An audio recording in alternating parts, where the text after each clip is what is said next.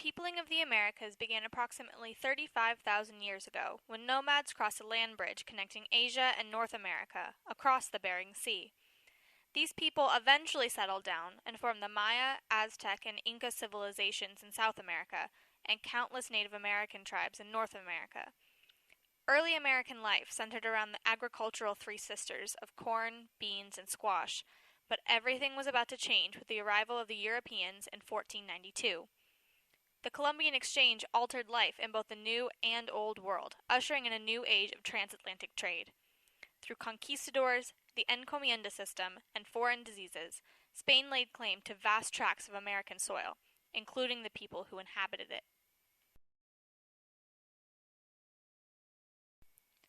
While Spain focused its colonization efforts on Central and South America, England set its sights on North America, and in 1606 the Virginia Company, a joint stock company, received a charter to establish a colony in the New World.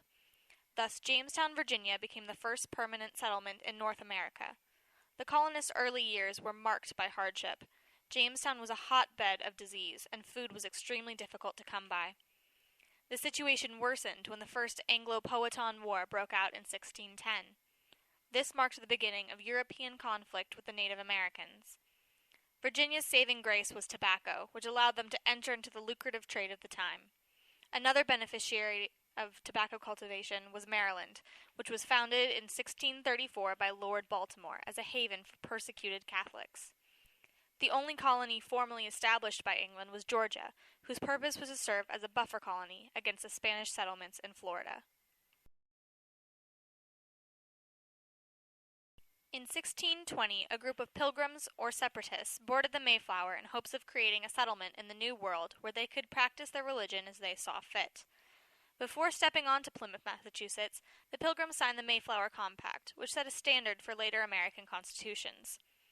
Though their first year was a trying one, only 44 of the original 102 surviving, the Pilgrims celebrated the first Thanksgiving in 1621, accompanied by some disgruntled Native Americans. By 1691, Plymouth had merged with a much larger Massachusetts Bay colony, led by John Winthrop, who boasted that his settlement was a city upon a hill, for all others to look up to.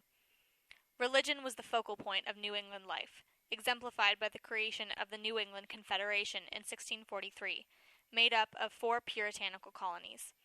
But as the 1700s approached, America began to diversify.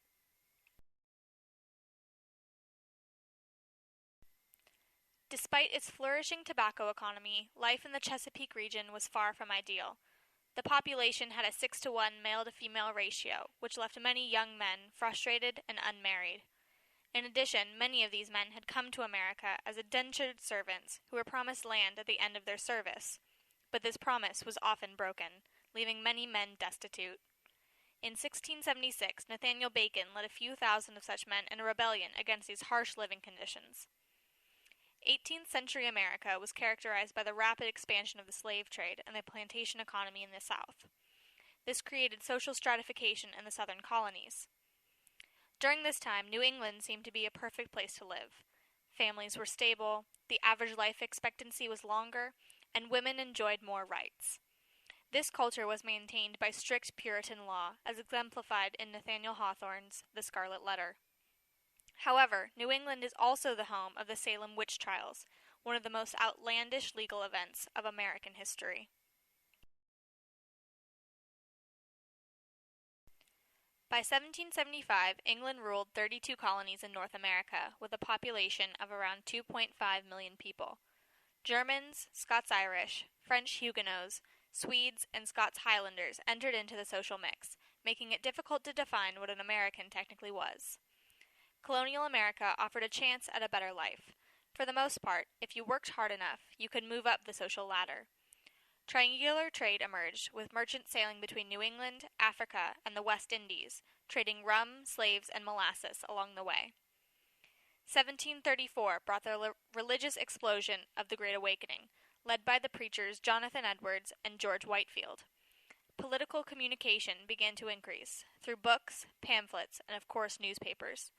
Freedom of the press found its voice during this time with the trial of John Peter Zenger.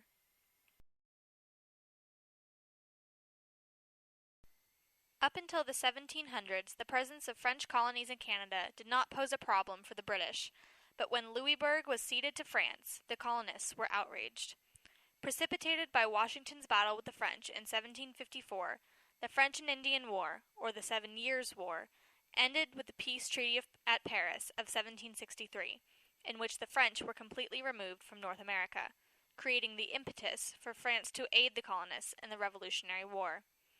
The French and Indian War also created many tensions between the colonists and the mother country, as shown by the effects of the Proclamation of 1763.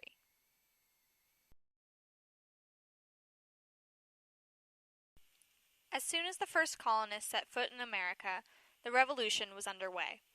These colonists were both geographically and mentally separated from England, making it only a matter of time for them to claim their independence. England's mercantilist economy severely stifled American trade as the colonists were imposed upon to keep their business with England. Due to Britain's salutary neglect, people like John Hancock were able to make their fortune in smuggling. Revolutionary thoughts were finally incited after England enacted a series of taxes upon the colonies, including the Sugar Act, the Quartering Act, and the Stamp Act.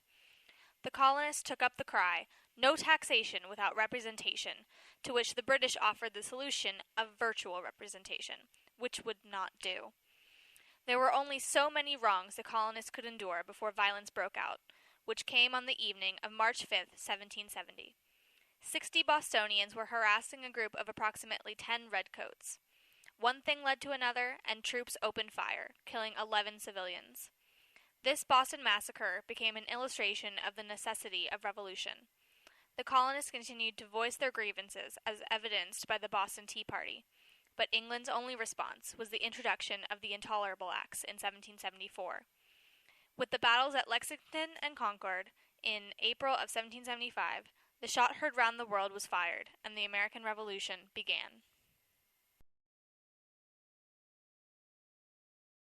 Initially, the Second Continental Congress had no intention of forming an independent nation, but only of restoring the status quo where the colonists could live unrepressed by taxes.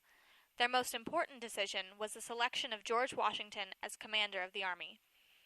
Thomas Paine's pamphlet, Common Sense, called for the colonists to band together, end this war of inconsistency, and fight as one. This sentiment was solidified by Thomas Jefferson's Declaration of Independence, which asserted that the colonists would no longer endure the evils of King George's rule. The alliance with France in 1778 put freedom within the grasp of the colonists, and after 5 more years of warfare, it was finally theirs.